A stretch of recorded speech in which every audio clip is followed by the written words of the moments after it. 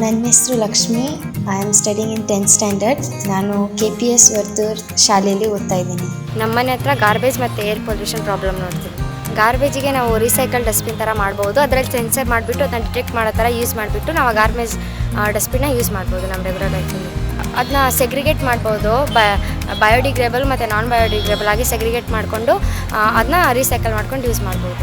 ನಾವು total garbage calculation ಎಷ್ಟಿದೆ ನಮ್ಮ ಹೋಲ್ ವೈಲ್ಡಲ್ಲಿ ಅದನ್ನ ತೊಗೊಂಡು ನಾವು ಅದನ್ನ ಒಂದೊಂದು ಸ್ಟೇಟಲ್ಲಿ ಎಷ್ಟೆಷ್ಟು ಕ್ಯಾಲ್ಕುಲೇಷನ್ ಇದೆ ಅಂತ ಮಾಡಿಕೊಂಡು ಅದನ್ನ ನಾವು ಈಸಿಯಾಗಿ ಸಾಲ್ವ್ ಮಾಡ್ಬೋದು.